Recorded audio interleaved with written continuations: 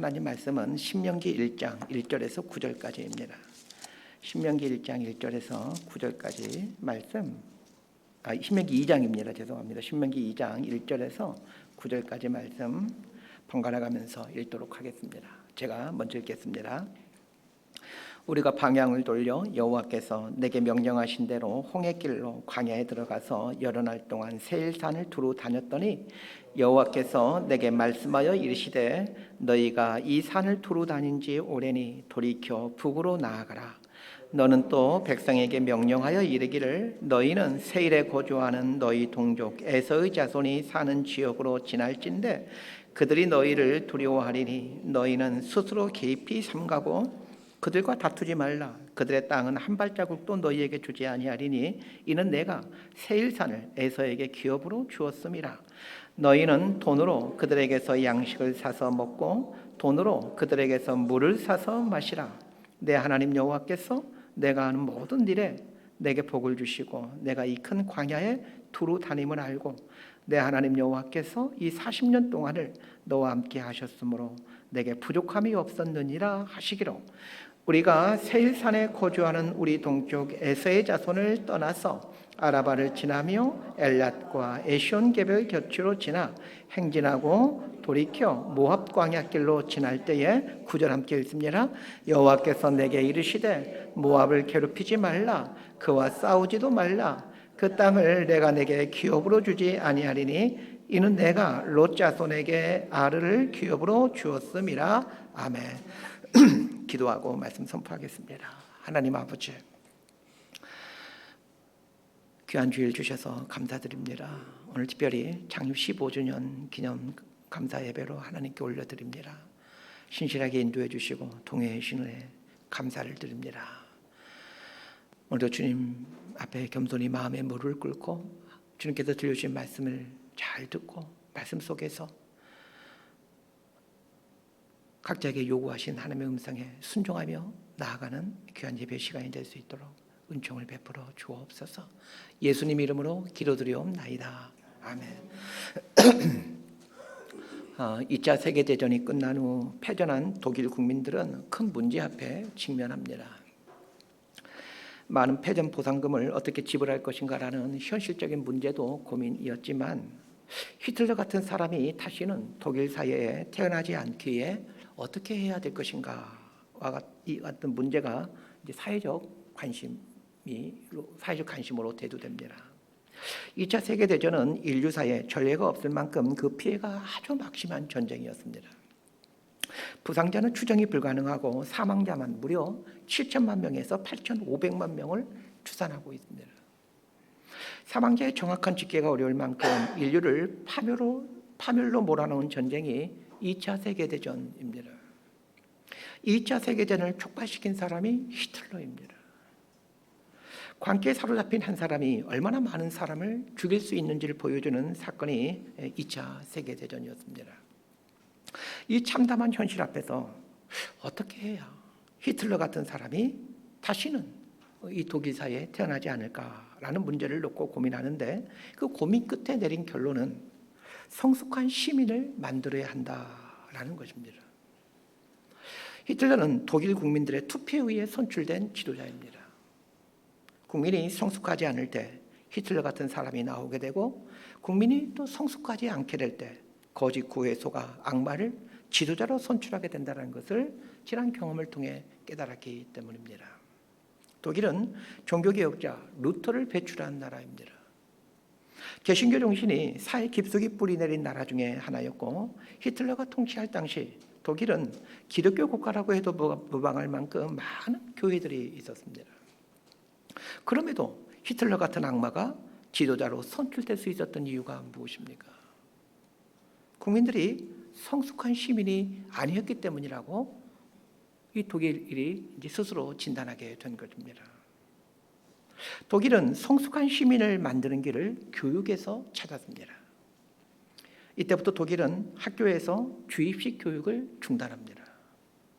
그리고는 서로의 다양한 입장을 고려할 줄 아는 시민 역량을 기르는 교육을 집중합니다. 독일은 초등학교에서부터 중고등학교에 이르기까지 정치에 대한 수업이 많이 있답니다. 수업은 대부분이 토론식인데 예를 들면 민주주의 대 사회주의와 같은 주제로 격렬한 토론을 벌인답니다.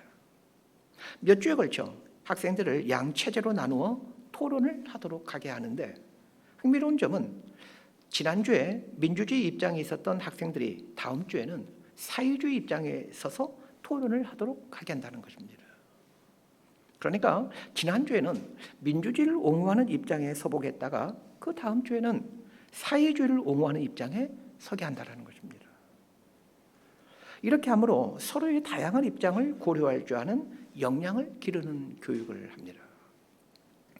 이렇게 다양성을 수용할 줄 아는 역량을 체득시키므로 성숙한 시민을 만들어 가더라는 것입니다. 오늘날 우리 한국 사회가 귀담아 들어야 될 내용입니다. 한국은 진보와 보수로 극렬하게 대립하고 있고 기성세대와 새로운 세대가 대립하고 있지 않습니까? 나의 입장과 반대되는 편에 서는 훈련을 통해 사람은 깊어져 가고 성숙해져 갑니다. 패전국 독일이 유럽을 선도하는 나라가 된 것은 결코 우연이 아닙니다. 그런 면에서 지난 세기 히틀러의 등장은 독일에게 큰 비극이었지만 도리어 사회가 발전하는 계기가 됩니다. 개인도 마찬가지입니다. 퇴보로 여겨지는 사건도 성찰의 자세를 갖는 계기가 되었다면 성장의 출발점으로 전환될 수도 있습니다. 신명기는 모세의 세 편의 유언적 설교입니다. 첫 번째 설교는 1장 1절에서 4장 43절까지로 지난 40년의 광야 여정을 돌아보는 내용입니다. 이스라엘 백성들이 출애굽하여 가나안에 들어가기까지 40년 동안 광야에서 지냅니다. 애굽부터 가나안까지는 사실 10하루면 갈 수 있는 거리였습니다. 10하루 길인데 40년 걸리게 된 데에는 사연이 있습니다.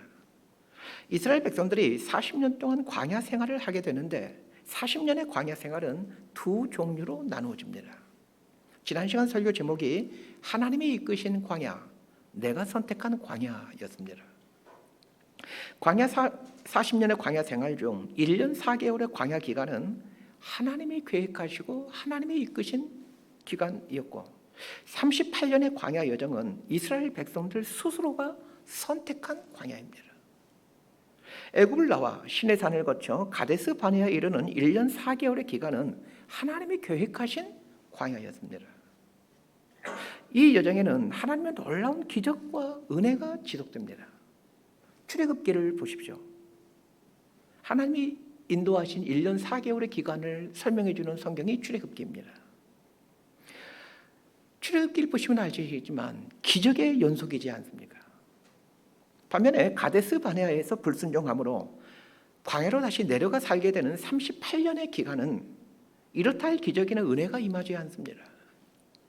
하나님이 이끄시는 광야 여정에는 많은 기적과 은혜가 임했지만 내가 선택한 광야 여정에는 특별한 기적이나 은혜가 임하지 않았습니다.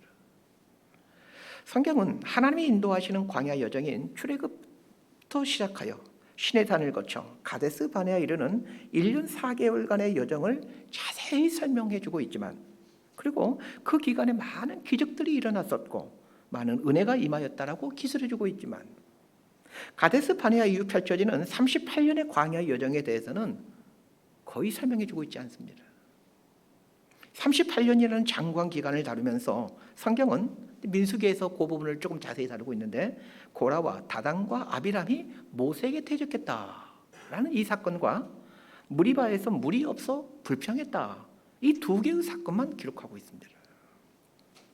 모세가 광야 40년 여정을 마치고 가나안 땅을 점령하기 위해 모압 평지에 이른 출애굽 1.5세대들과 2세대들에게 그 첫 번째 설교를 하면서 지난 광야 40년을 되돌아보면서 이야기를 하는데 그 신명기 1장 전체를 통해 하나님이 인도하신 1년 4개월간의 광야 기간을 이야기하고 있는 반면에 이스라엘 백성들이 스스로가 선택했던 하나님께 불순종함으로 스스로가 선택했던 그 38년의 광야 여정에 대해서는 오늘 본문인 2장 1절 달 한 구절로 설명을 끝을 냅니다.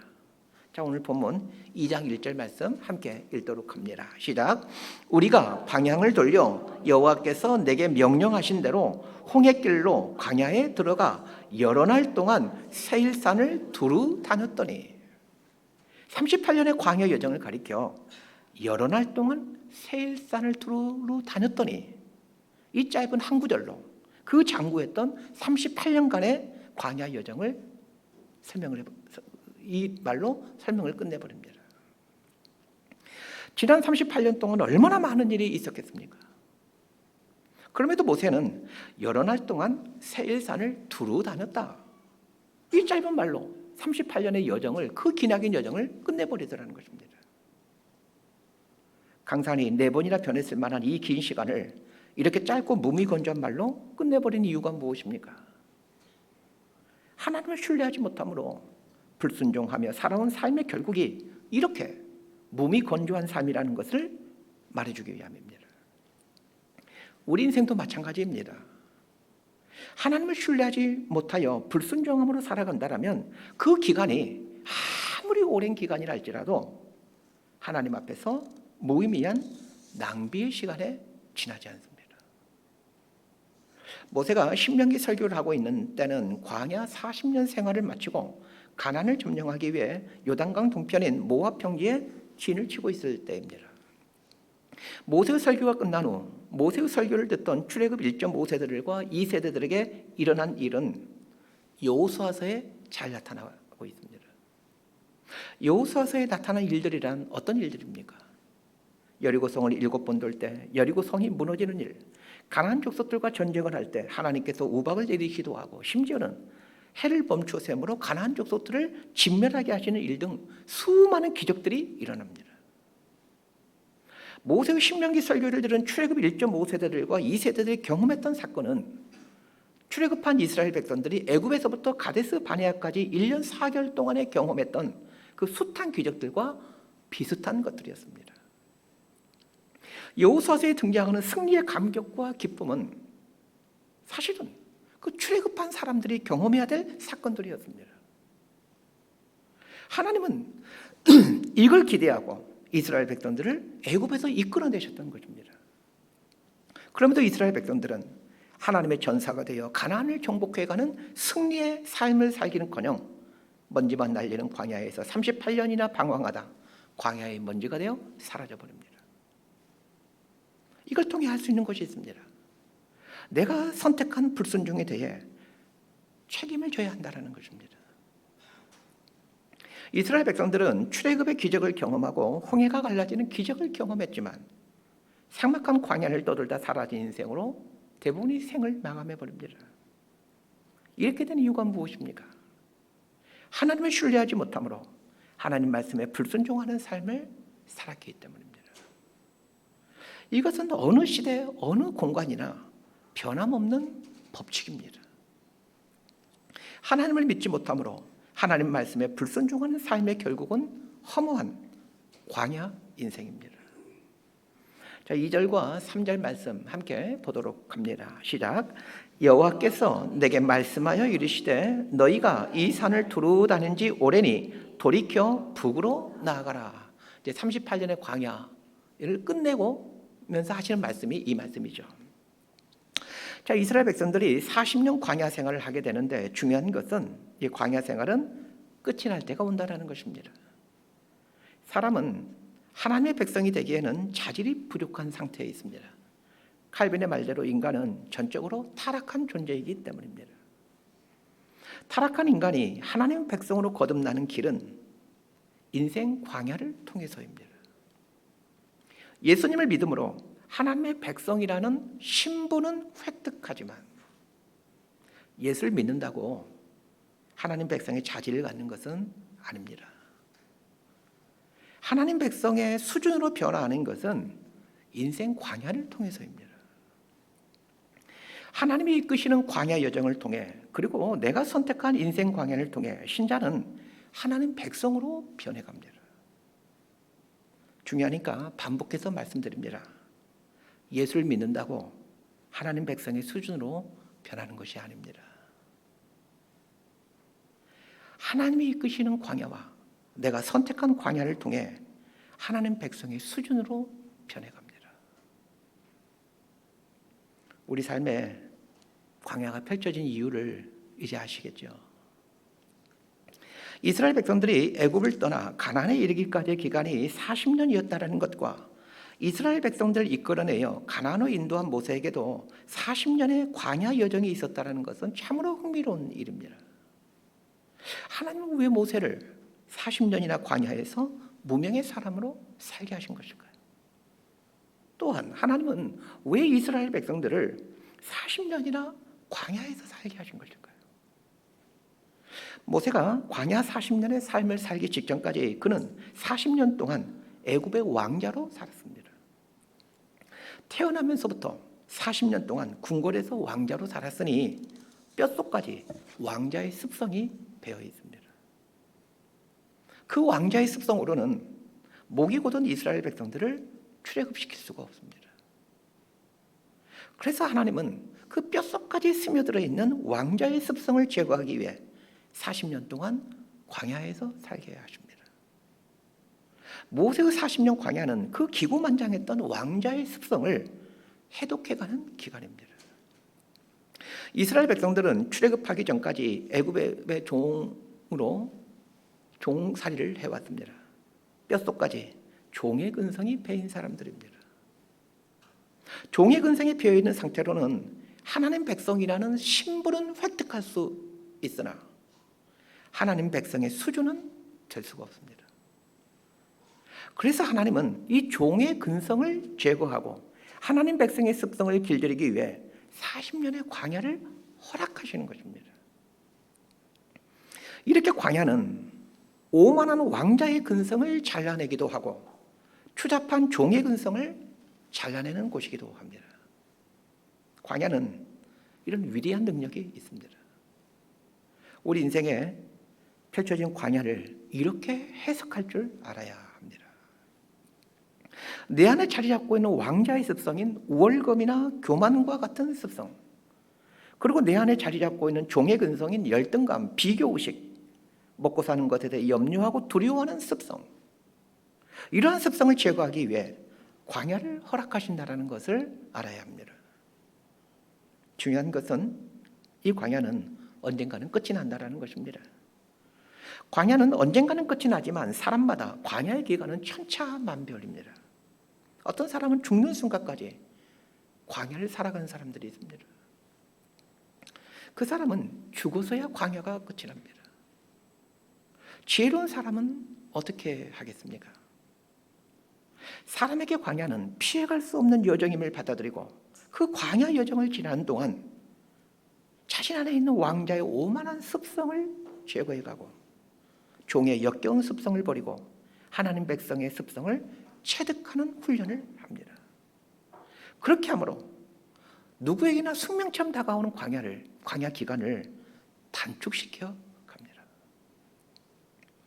저는 오늘 본문인 신명기 2장 1절에서 3절 말씀을 보면서 38년간에 있었던 그 광야의 고달픔에 대해서는 한마디도 나오지 않지만 이 말씀 이면에 숨어있는 38년간의 광야 여정을 묵상해 보았습니다. 도대체 이스라엘 백성들은 38년간의 길고 긴 광야 여정에서 무엇을 했을까를 생각해 보았습니다. 이스라엘 백성들이 기나긴 광야 여정에서 한 것은 생각하는 것입니다. 광야는 생각하는 곳입니다. 광야는 생각을 배우는 여정입니다. 생각이 깊어지면 순종에 이르게 됩니다. 결국 광야는 생각을 깊어지게 함으로 순종에 이르게 만듭니다. 하나님 백성의 습성 중 가장 중요한 것이 순종입니다. 결국 광야를 통해 다다르게 되는 목적지는 순종입니다.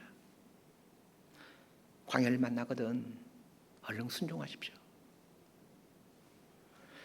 며칠 전 선배님 두 분을 만나게 되었습니다. 두 분 다 제 대학교 선배님이신데 한 분은 저보다 10살이 많으신 분이시고 한 분은 저보다 6살이 많으신 분이십니다.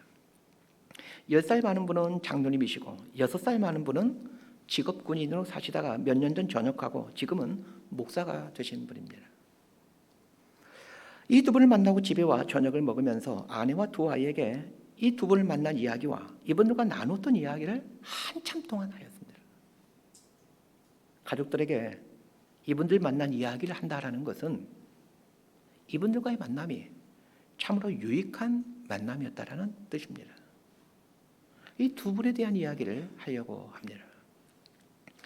10살 많은 선배님인 장로님은 장로 임직을 받으신 후 큰 시험이 왔습니다. 우리 교단에 꽤 알려진 큰 규모의 교회의 장로님이신데 몇 년 전 담임 목사님의 은퇴와 관련해 시험이 들었습니다.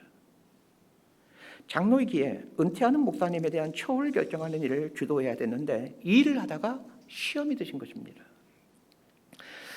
은퇴하는 목사님도 상식에서 어긋난 것 같고 성도들도 상식에서 벗어난 행동을 하더라는 것입니다.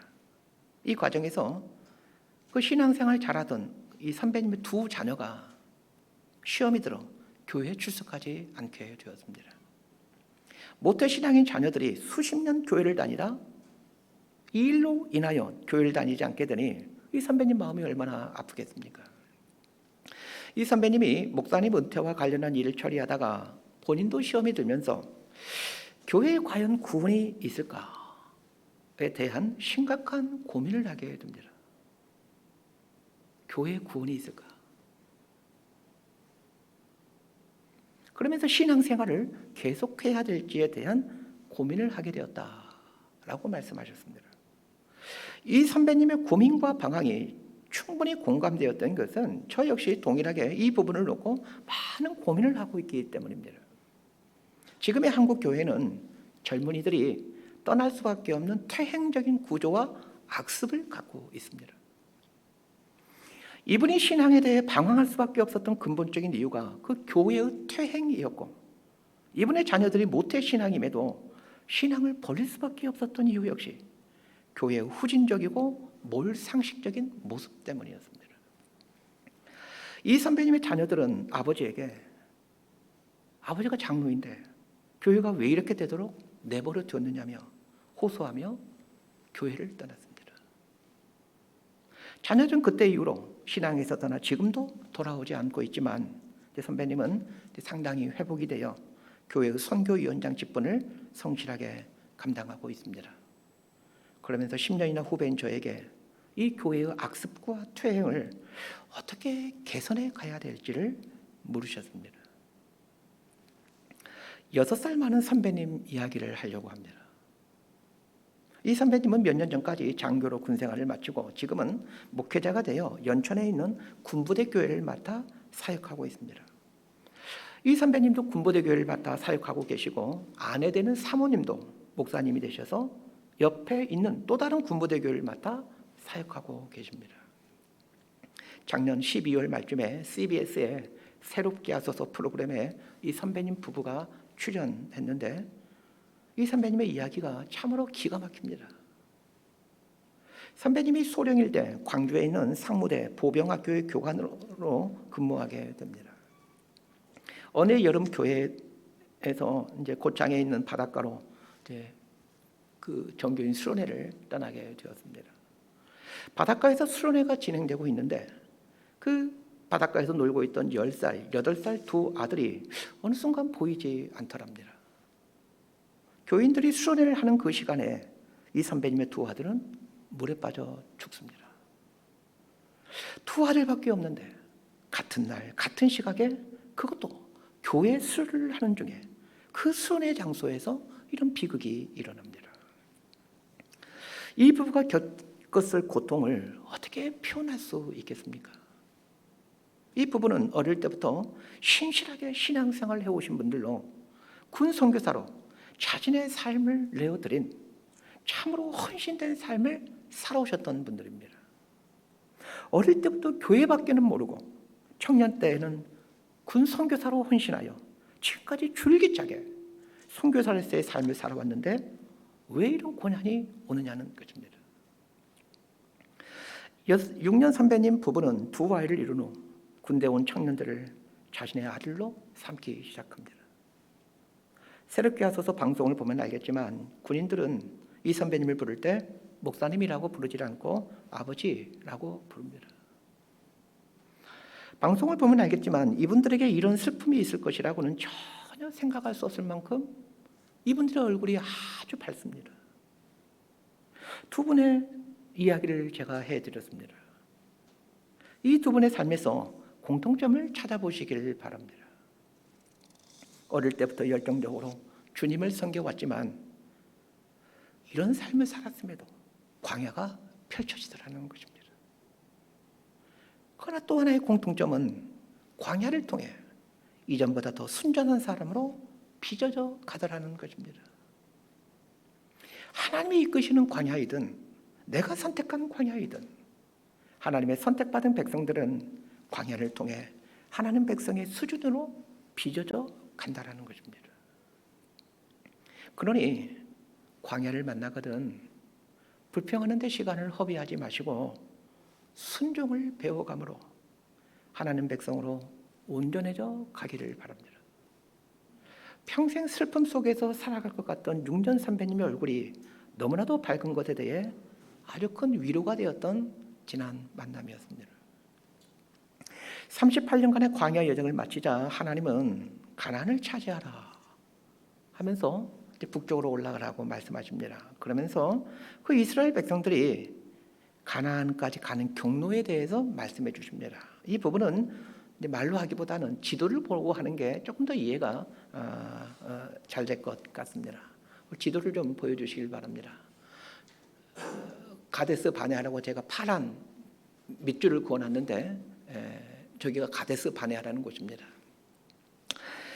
자, 하나님께서 알려준 경로는 사해바다 아래에 있는 에돔을 지나 사해바다 우측에 있는 모압과 암몬을 지나서 가나안으로 들어가는 길입니다. 현재 이스라엘 백성들이 있는 광야에서 가나안까지 가는 최단 거리는 바로 북쪽으로 올라가는 직선길입니다. 그 가데스 바네아에서 파란색으로 쭉 화살표가 있죠. 그렇게 올라가면 바로 거기가 가나안 땅, 이스라엘 땅입니다. 그럼에도 하나님은 에돔을 돌아 모압과 암몬을 삥 둘러가라고 말씀하십니다. 그러면서 아주 중요한 말씀을 하십니다. 저 에돔, 모압, 암몬과 다투지 말아라 말씀하십니다. 다투지 말라라는 말은 에돔과 모압과 암몬이 살고 있는 땅을 탐내지 말라라는 뜻입니다. 심지어는 그들의 땅을 지날 때 양식을 사서 먹고 물을 사서 먹으라고 말씀하십니다. 다투지 말라, 돈을 주고 양식과 물을 사서 먹으라는 별로 중요하지 않을 것 같은 이야기를 모세가 죽어가면서 유언적 설교를 하면서 말하고 있는 이유가 무엇일까 곰곰이 생각해 보았습니다. 가나안 땅을 점령하러 가는 이스라엘 백성들에게 다투지 말고 돈을 주고 음식과 물을 사서 먹으라는 명령은 우리 기독교인들이 이 세상을 어떻게 다스려야 되는지에 대한 힌트를 줍니다. 하나님께서 아담을 창조하신 후 가장 먼저 하신 명령이 생육하고 번성하여 땅에 충만하라, 땅을 정복하라 라는 명령이었습니다. 많은 기독교인들이 땅을 정복하라 라는 말씀을 오해해 왔습니다. 땅을 정복하라라는 말씀을 들이대며 폭력이나 무력을 사용하는 것에 정당성을 부여해 오곤 했습니다. 대표적인 예가 십자군 전쟁입니다. 이슬람이 예루살렘을 점령하자 기독교는 군대를 조직하여 약 200여 년간에 걸쳐 무려 9차례 예루살렘 탈환을 위한 전쟁을 벌입니다. 이 전쟁에서 기독교인들은 이슬람 교도들을 무참하게 죽일 뿐만 아니라 그들과 전쟁하기 위해 가는 길목에서 숱한 악행과 만행을 저질렀습니다. 십자가 깃발을 들고 행진하며 가진 만행을 저지르면서도 조금 더 양심의 가책을 느끼지 않았던 것은 자신들의 그 악한 행동을 땅을 정복하라 라는 하나님의 말씀에 순종하는 것으로 생각했기 때문입니다. 땅을 정복하라 라는 말은 땅을 섬기지 말아라, 즉 땅에 있는 것을 우상으로 섬기지 말아라 라는 뜻이고 땅을 잘 관리하라 라는 뜻입니다. 38년간의 광야 생활을 마친 이스라엘 백성들에게 가나안 땅으로 가는 길을 말해주면서 에돔과 모압과 암몬과 다투지 말라라는 말씀은 하나님 백성들이 가나안을 어떻게 점령해 가야 되는지에 대한 지침이 됩니다. 그리스도인은 이 세상을 정복해야 되는데 무력과 폭력으로 정복해 가는 것이 아니라 친절과 온유함으로 정복해 가야 합니다.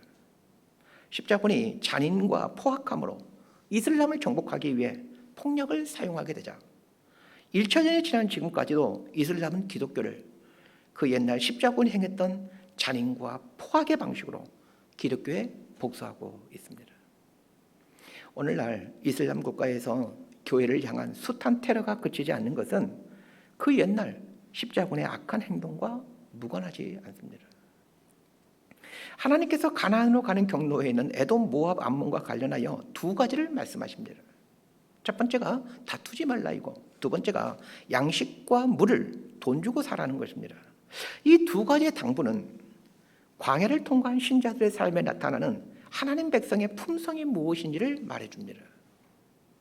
하나님 백성들은 광야를 통과하면서 이 두 가지의 품성을 익혀가야 합니다. 첫 번째가 다투지 말라입니다. 왜 이 말씀을 하셨을까를 곰곰이 생각해 봐야 합니다. 이스라엘 백성들은 40년의 광야 생활 중에 출애굽 1세대가 다 죽게 되지만 하나님의 은혜로 출애굽했던 그 백성들 숫자만큼 40년 후에 그대로 다시 이스라엘 백성 숫자가 많아지게 됩니다. 무슨 말이냐면 출애굽할 때 이스라엘 백성들의 숫자와 40년 광야 생활 후에 이스라엘 백성의 숫자가 거의 같다라는 말입니다. 이걸 말해주는 것이 민수기입니다.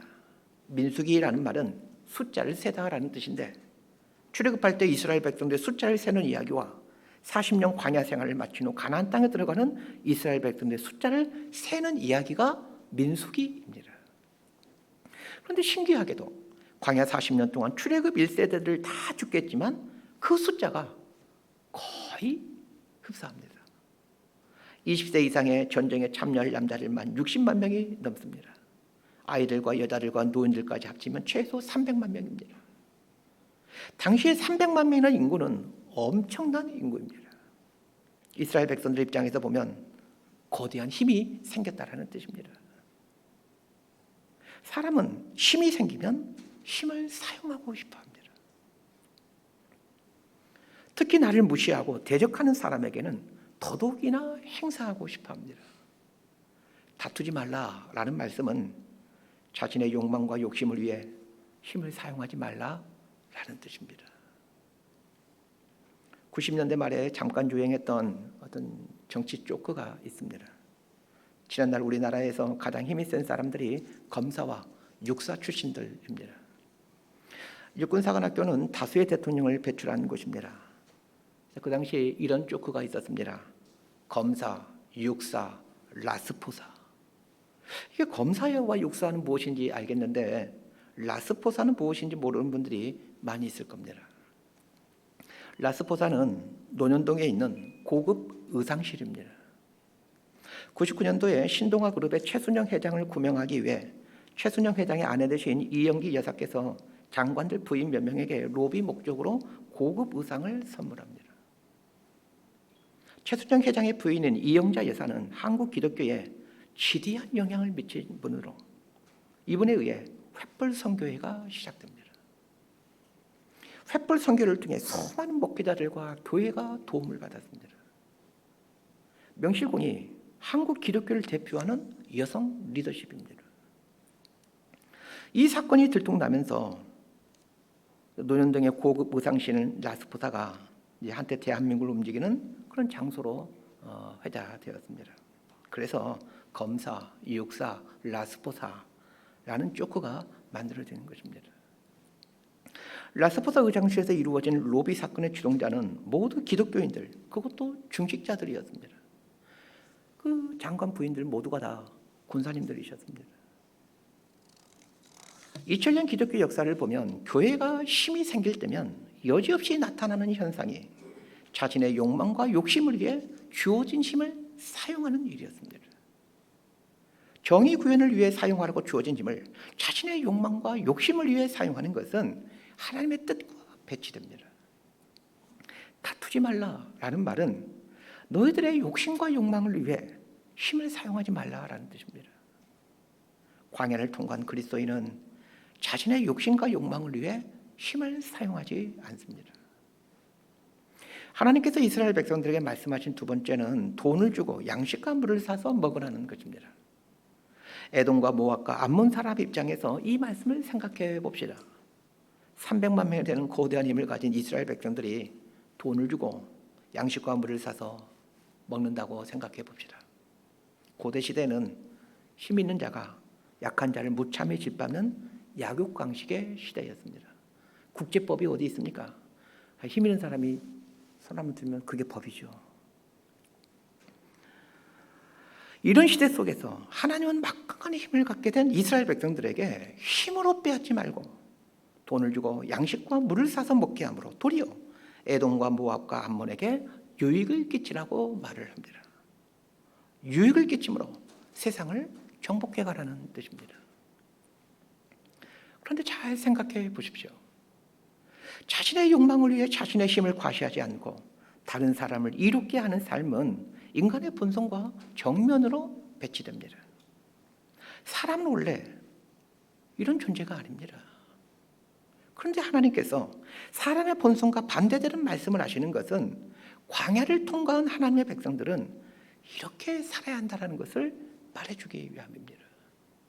즉 자신의 욕망과 욕심을 위해 주어진 힘을 사용하지 않는 것, 그리고 다른 사람을 유익하게 하는 것은 광야를 통과한 사람에게 나타나는 모습입니다.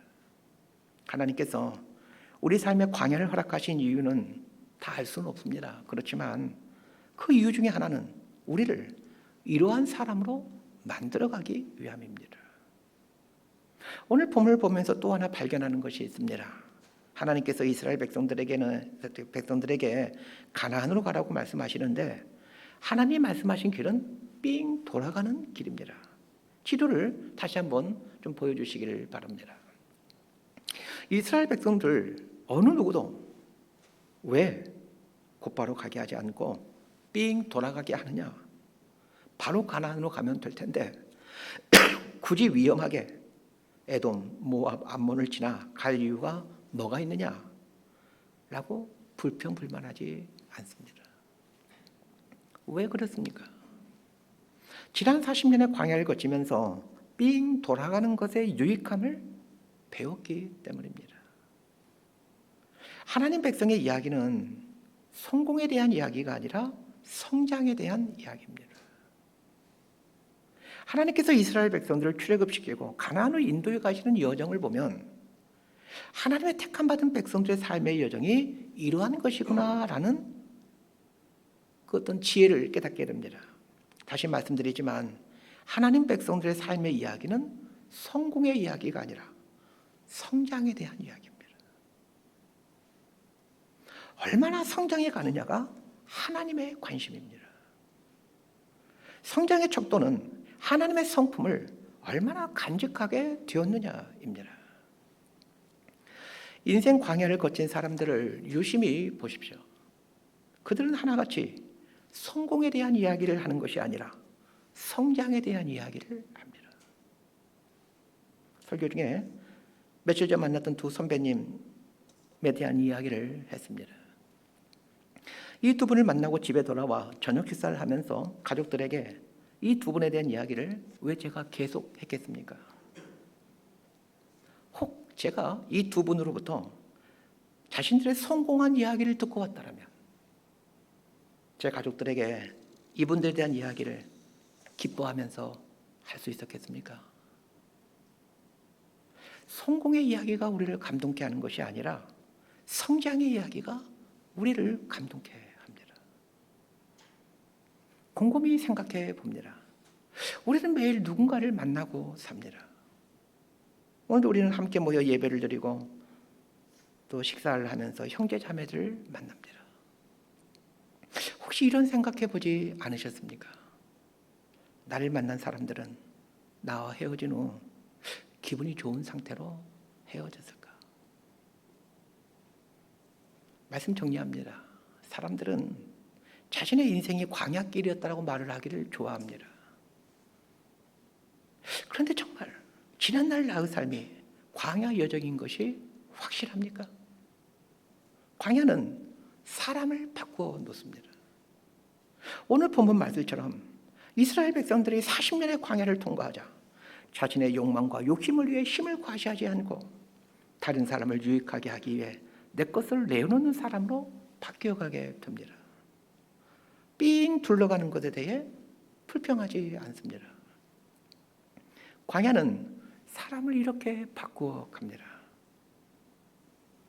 광야 없는 인생이 어디 있겠습니까?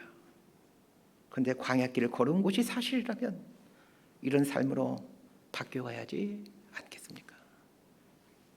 지난 5월달에 출애굽기를 공부하고 6월부터 신명기를 다루면서 제 안에 생긴 질문이 있습니다. 이스라엘 백성들의 목적지는 가나안 땅인데 가나안이 구체적으로 무엇이냐는 것입니다. 물론 이스라엘 백성들에게는 자유와 풍요를 누리며 살게 될 땅을 의미합니다. 또한 신학적이고 영적인 의미로는 우리 그리스도인들이 살게 될 천국, 요단강을 건넜다라는 말, 죽었다라는 말이고 요단강을 건너 가나안에 들어가지 않습니까? 그래서 천국 간다. 그래서 가나안을 천국으로 묘사하곤 합니다. 그러나 이 땅을 살고 있는 동안에, 그러니까 죽어서 이야기 말고 이 땅을 살고 있는 동안에 그리스도인이 얻어야 될 가나안이란 구체적으로 무엇일까? 라는 질문이 생겼습니다. 사람들이 좋아하는 복을 얻는 것일 수도 있고 내가 원하는 신분과 자리에 오르는 것일 수도 있을 것 같습니다. 그러나 이런 생각이 들었습니다. 하나님께서 의도하신 가나안이란 신자들의 삶과 신앙의 성숙이 아닐까 하는 것입니다. 하나님께서 이스라엘 백성들을 가나안으로 인도해 가시듯 하나님께서 우리들의 삶과 신앙의 성숙한 분량으로 인도해 가시는 것은 아닐까. 그것이 우리에게 주고자 하는 가나안이 아닐까 하는 생각을 하게 되었습니다. 오늘은 교회가 창립된 지 15주 전이 되는 주일입니다. 지난 15년의 여정을 돌아보니 어느 한순간도 광야가 아닌 적은 없었습니다. 그런데 질문을 던져봅니다. 15년의 광야 깊이만큼 나와 우리 교인들은 삶과 신앙이 성장했는가? 라는 질문입니다. 하루빨리 교회를 성장시켜 교회의 힘을 과시하고 싶어 하지는 않았는가? 다른 사람의 유익을 구하기는커녕 여전히 우리의 이익을 구하고 있지는 않았는가? 라는 질문을 던져봅니다.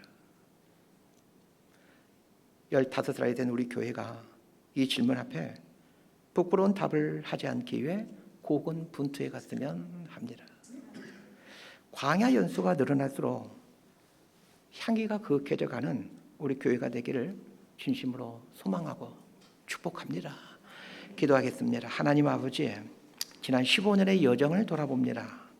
매 순간이 광야 여정이었습니다. 15년의 광야 여정을 걸어온 그만큼 우리가 깊어졌는지 돌아보기를 원합니다. 사람들은 자신의 인생이 광야길이었다고 말하기를 좋아합니다. 각자가 내 인생 여정이 광야였다고 말하는 만큼 나의 삶은 그만큼 깊어졌는지 영굴었는지를 되물어가는 성숙함을 갖게 하여 주옵소서. 예수님 이름으로 기도드리옵나이다. 아멘. 다 함께 일어나